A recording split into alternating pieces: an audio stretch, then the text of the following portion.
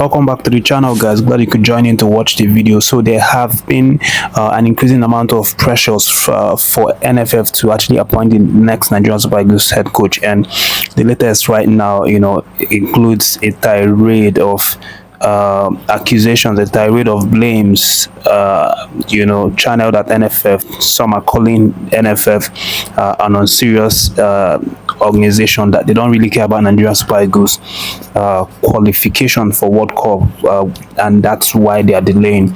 The likes of Sam Soji is one of those people, that has labeled NFF as unserious. But that aside, NFF has really intensified the process, and the latest right now is that the list has now, the 7-man list have now been cut into 5, and of course the update is that we might get to see NFF announce the new Super Eagles head coach as early as tomorrow. The last man standing right now includes Emmanuel Amunike, Danny Burgess, as mentioned in the last video, then Michael Nsiang, Antonio Consencao, and the former Guardiola's assistant Dominic Torrent. So these are the 5 candidates that are now vying for the spot, and the report is we could see an announcement being made tomorrow by NFF that it's now officially appointed one of these 5 men, and Amunike remains the only local coach that we have on this list. The rest, of course, being foreign coaches, maybe exception to Michael Nsiang because he's a Nigerian, but again, he's not based in Nigeria. He's based in America, so he's also one of the foreign coaches. So just Amunike vying against these 4 foreign coaches for the job.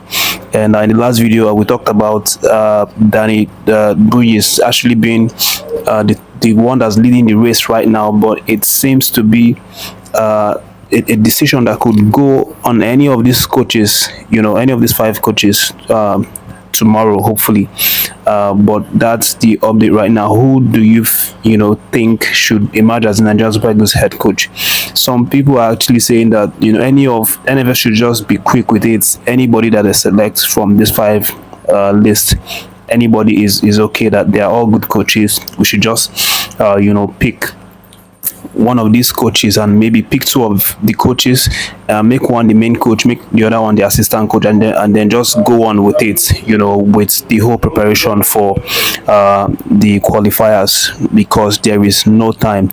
And of course, it's the World Cup qualifier is drawing closer, and it's just a matter of 6 weeks until we play our first leg against South Africa, and then we'll move on to play Benin Republic. So that's what's happening right now. So some ex-internationals, the likes of Sam Soji, have now, lashed out at NFF for wasting too much time in appointing the next Nigerian Super Eagles head coach. Soji feels the NFF are too slow with the whole process, and it's really affecting the Nigerian Super Eagles and the preparations for the World Cup qualifiers. He wants NFF to actually, be done with this process so that the coach can start working with the guys. And there's also another legend of Super Eagles, Friday Ekpo.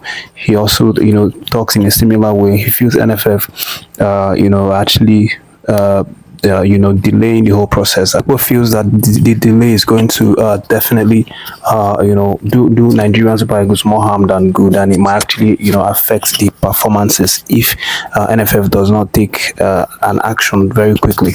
And all of these pressures, I've just said just a few. There are lots of pressures from stakeholders, and NFF are aware of this whole pressure, which is why tomorrow has been rumored as the D-Day when NFF is going to officially announce one of these 5 men the head coach of Nigerian Super Eagles. So keep our fingers crossed for that one.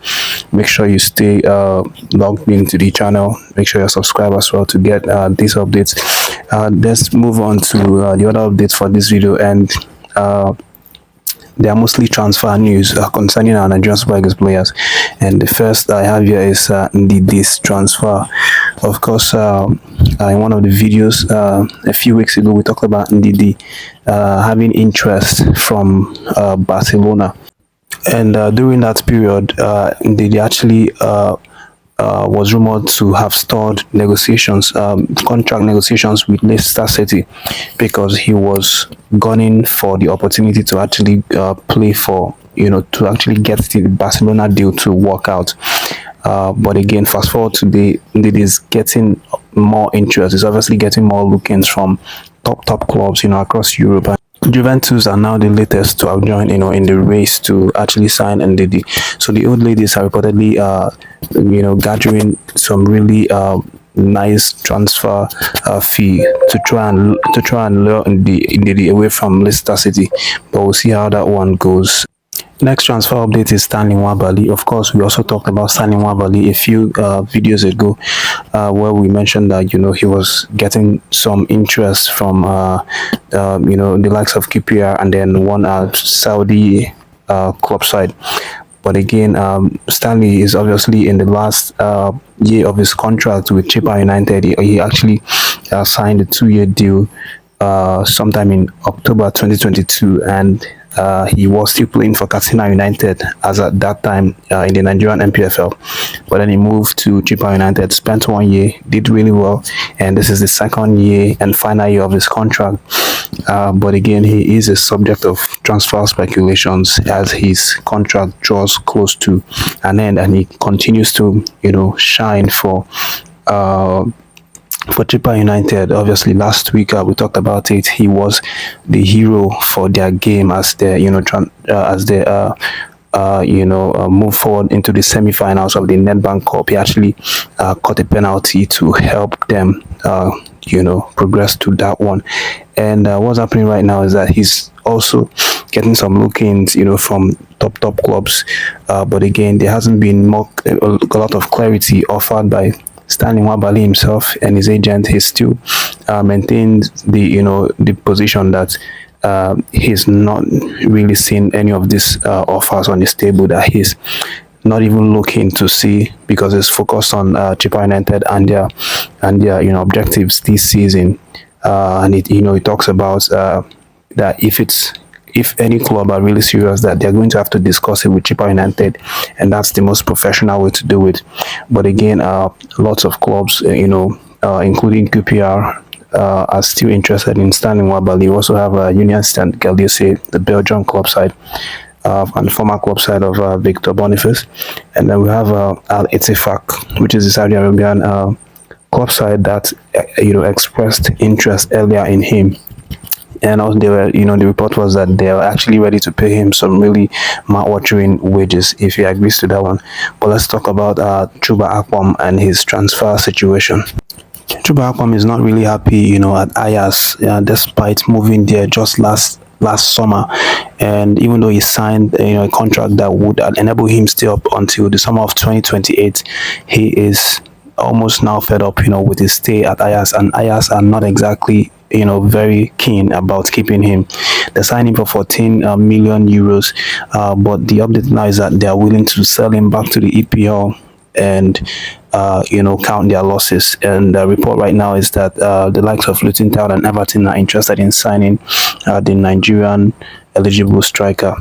And of course, he's definitely a player that's going to bring results. We hope that he gets the best deal out of this possible deals, and that he plays his football and he stays happy.